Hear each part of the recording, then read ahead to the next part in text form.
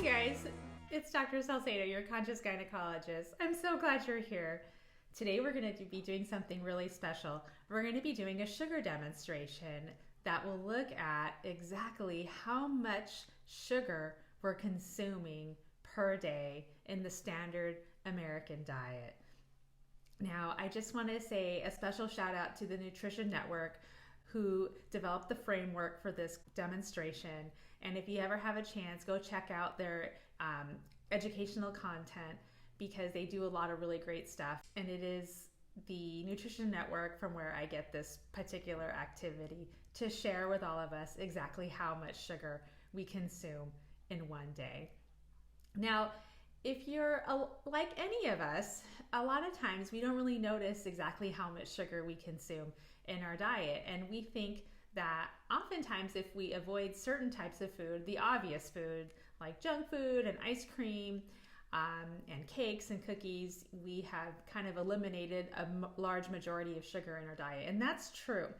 However, the purpose of this demonstration is to show you exactly how much hidden sugar might be in certain foods that we consume regularly without even noticing the impact that it could have on our glucose levels, but also our insulin levels.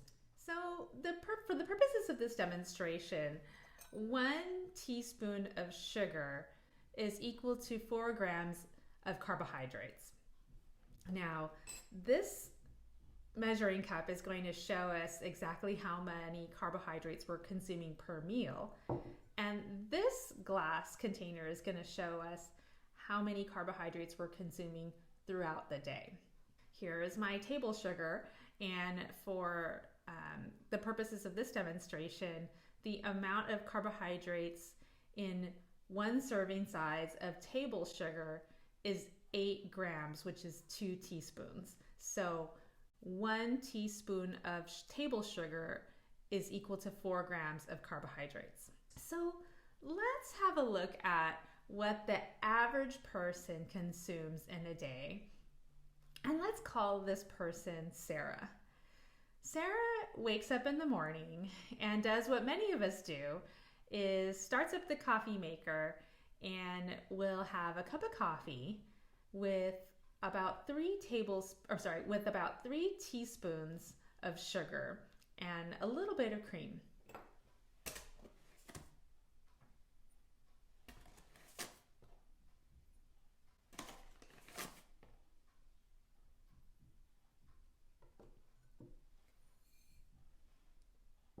Now she gets ready for work and prepares herself some breakfast.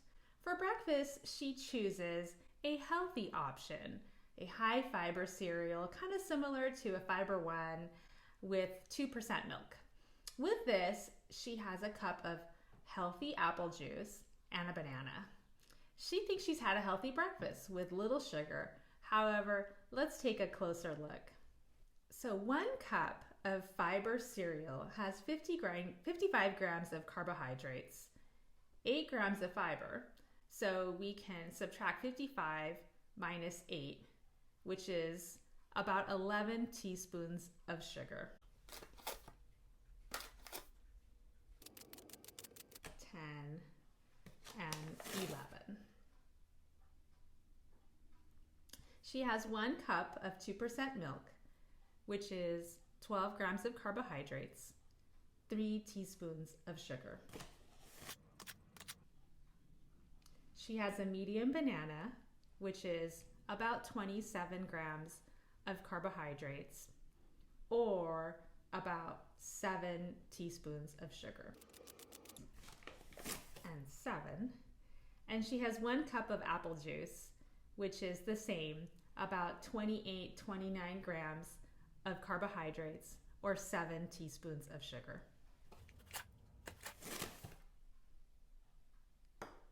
So before Sarah went to work, she has already consumed the equivalent of 31 teaspoons of sugar without even knowing this. Sarah gets to work, and around 10 a.m., she starts to feel a little sluggish as her blood sugar drops and it's time for her morning snack. She's trying to eat more healthy, so she opted for a sandwich made of brown bread and strawberry jam and another cup of coffee with sugar.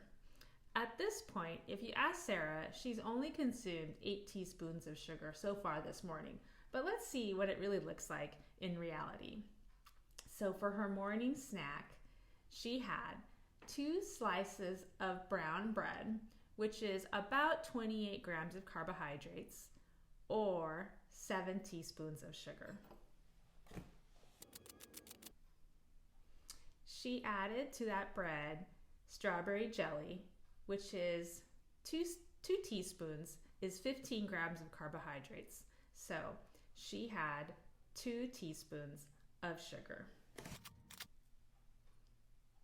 She had another cup of coffee with milk and sugar, and she added 3 teaspoons of sugar to the coffee. Her morning snack. So far, Sarah has had 43 teaspoons of sugar by 10 a.m. A couple of hours later, it's time for lunch. She's packed some leftovers with a salad. For lunch, she has a cup of potato soup, which is approximately 28 grams of carbohydrates, or 7 teaspoons of sugar. 7. She had some leftover chicken breast with some leafy greens. The chicken breasts have 0 grams of carbohydrates, and the salad, the leafy greens, have about 4 grams per serving. So for her salad, she had 4 grams of carbohydrates, and then she added salad dressing. In this particular salad dressing, this salad dressing had 14 grams of carbohydrates per tablespoon, and she had 2 tablespoons of dressing. So for this demonstration, she had about 4 teaspoons of sugar. Then she had a bottle of Gatorade. In that bottle of Gatorade, there are 47 grams of carbohydrates in about a 440 milliliter bottle, which is the equivalent of 12 teaspoons of sugar. 12.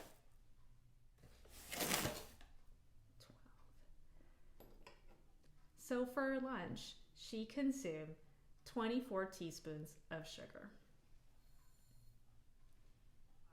The total amount of sugar she's consumed so far is 67 teaspoons of sugar. Sarah's total sugar consumption now stands at 67 teaspoons of sugar. Then at 3 p.m., she's starting to feel the afternoon slump again, and it's catching up with Sarah, so she's ready for her afternoon snack. For her afternoon snack, she consumes about 9 teaspoons of sugar. And what does that look like? Well, she had an energy bar, a lemon flavored one, with the total carbohydrates for that energy bar is 24 grams of carbs, or 6 teaspoons of sugar. Then she had a cold brew, and in that cold brew, there were 18 grams of carbohydrates, or 3 teaspoons of sugar. Not bad. So, for her total afternoon snack, she's had 9 teaspoons of sugar. After work, Sarah gets home and she prepares dinner. For dinner, she has 1 medium loaded baked potato with 36 grams of carbohydrates, which is the equivalent to 9 teaspoons of sugar.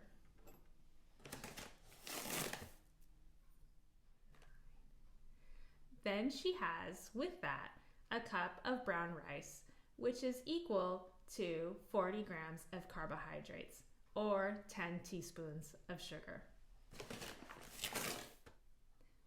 And then she has a small piece of steak, which the steak for this demonstration has 0 grams of carbohydrates. So the total amount of sugar that she consumed for dinner was 19 teaspoons of sugar, for a total amount so far of 95 teaspoons of sugar.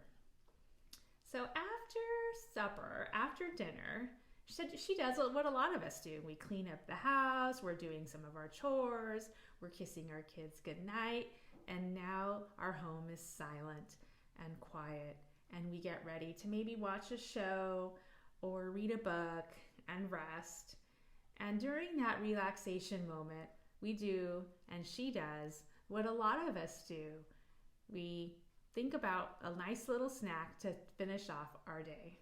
So for her, Sarah decides to have a cup of hot chocolate and a piece of toast. For her nighttime snack, a cup of hot chocolate is 7 teaspoons of sugar, and her toast with butter is 3 teaspoons of sugar. So 1 cup of hot chocolate is about 28 grams of carbohydrates, or 7 teaspoons of sugar, and a toast with butter is 18 grams of carbohydrates, or about 3 teaspoons of sugar. So a total of 10 teaspoons. This brings Sarah's total sugar consumption for the day to be 105 teaspoons of sugar. That's probably way more than what Sarah thought that she was consuming for the day.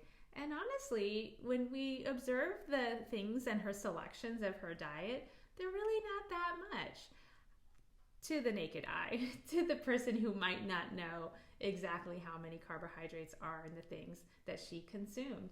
And she didn't eat a whole lot of processed food. She had a cold brew instead of maybe a mochaccino type drink.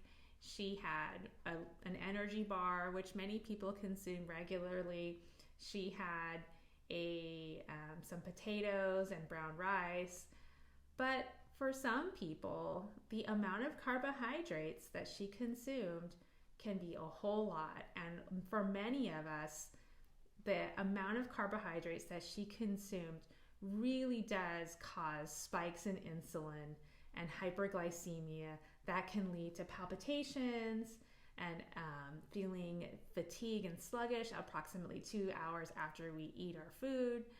And so if you're having these highs and lows, these feelings of jitteriness after eating food, or even joint pain, if you do have some problems with polycystic ovary syndrome, a lot of these things that we're showing you today with elevations in carbohydrate consumption that are pretty typical in a day-to-day level can actually lead to chronic elevations in insulin that could lead to problems with your menstrual cycle.